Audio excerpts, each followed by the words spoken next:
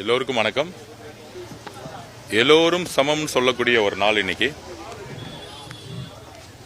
எல்லோருக்கும் சமமான வாக்குரிமை நம்மளுடைய இந்திய அரசியல் சாசனம் எல்லோருக்கும் கொடுத்திருக்கு. தமிழ்நாட்டில் இதுவரைக்கும் இல்லாத எழுச்சி தமிழக குடும்பங்கள் இருக்கக்கூடிய தாய்மார்கள்கிட்டையும் இளைஞர்கள்கிட்டையும் இங்கே இருக்கக்கூடிய ஒவ்வொரு மக்கள்கிட்டையும் சந்தோஷமா காலையில் 6:30 மணிலிருந்தே வாக்குச்சாவடிக்கு வந்திருக்காங்க. இது இந்திய ஜனநாயகத்துடைய வெற்றி. மக்கள் தங்களுடைய வாக்குகளை ஒரு ஜனநாயக முறைப்படி அமைதியாக இவ்வளோ சீக்கிரம் 6:30 மணிக்கே வந்து பெரிய பெரிய லைனில் நிற்கக்கூடிய ஒரு நாள் இதுக்கு முன்னாடி எந்த தேர்தலையும் இருந்ததில்லை. இது மக்களுக்கான வெற்றியா, ஜனநாயகத்துக்கான வெற்றியா நாங்கள் பார்க்குறோம்.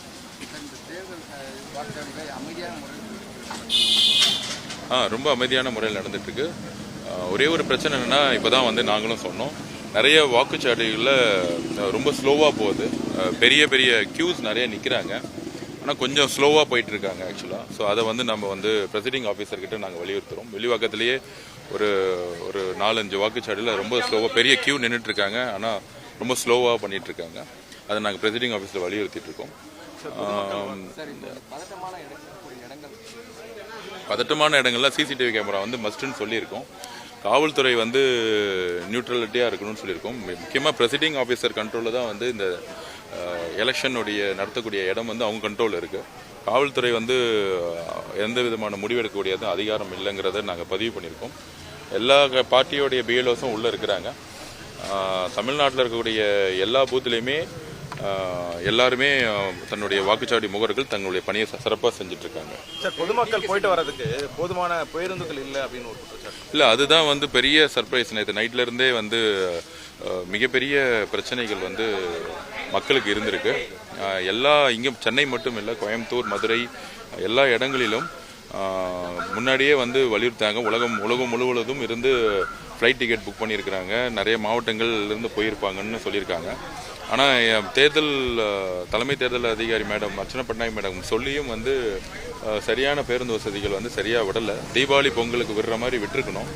ஆனால் அந்த போக்குவரத்துறையோடைய செக்ரட்டரி கவனக்குறைவு அதில் இருக்குங்கிறத நாங்கள் பதிவு பண்ணுறோம். கண்டிப்பாக ரொம்ப கடினப்பட்டு ரொம்ப சாமானிய இங்கிருந்து மதுரைக்கும் கன்னியாகுமரிக்கும் போகிறதுக்கு காலையில் 7 மணி வரைக்குமே கஷ்டப்பட்டிருக்காங்க. ஸோ இதை நாங்கள் தேர்தல் அறிக்கை கொடுத்துருக்காரு. கண்டிப்பாக எதிர்காலத்தில் இந்த மாதிரி சுச்சுவேஷன் வரக்கூடாது. ஆனால் இதையெல்லாம் மீறி நிறைய பேர் பைக்லையும் கார்லையும் டாக்ஸிலையும் என்னென்னலாம் கிடைக்குதோ அதிலெல்லாம் பயணிச்சிருக்காங்க. அந்த மக்களுக்கு நாங்கள் தலைவணங்குறோம். கண்டிப்பாக ஜனநாயக கடமையாற்ற போக்குவரத்து முழுவதும் சரியா இல்லைங்கிறது தான் எங்களுடைய பதிவு. பேருந்து நிலையத்தில் பொதுமக்களை சாலை மறியல் ஈடுபட்டிருக்காங்க. போக்குவரத்து அதிகாரி சரியா முறையான குற்றச்சாட்டு இருக்கு. அந்த வேன்கள்லையும் அது போல ஒரு சில வண்டிகளை அரேஞ்ச் பண்ணல. இதுதான் சொல்றேன், கவனக்குறைவுன்னு சொல்றோம். இது தீபாவளி பொங்கலுக்கு எந்த மாதிரி இருக்கிறோமோ அந்த மாதிரி அந்த துறையோடைய அதிகாரி செயல்பட்டுருக்கணும். கண்டிப்பா அவர் மேல தக்க நடவடிக்கை எடுக்கணும்னு நாங்கள் வலியுறுத்தோம். ஏன்னா பொதுமக்கள் இவ்வளவு பேர் குடும்பமா ரோட்ல இருக்கும் பொழுது மக்களுக்கு ஒரு போக்குவரத்து வசதிங்கிறது ஒரு அடிப்படை தேவை. ஏன்னா கிட்டத்தட்ட 6 மணி நேரம் 7 மணி நேரம்லாம் பொதுமக்கள் வெயிட் பண்ணியிருக்காங்க. அதுவும் குழந்தைங்களோட பெண்கள்லாம் வெயிட் பண்ணியிருக்காங்க. இது கவனக்குறைவுன்னு சொல்றதா இல்லை பழைய அதிகாரிகளுடைய ஏதாவது திட்டமான எங்களுக்கு தெரியல. கண்டிப்பாக துறை ரீதியான விசாரணை மேற்கொள்ளணும்னு தலைமை தேர்தல் அதிகாரி அர்ச்சனா பட்நாயக் மேடம் நான் கண்டிப்பாக வலியுறுத்துவோம். காவல்துறை ஆணையர் மாற்றப்பட்டிருக்கு, சொன்னது போல மாற்றப்படணும்.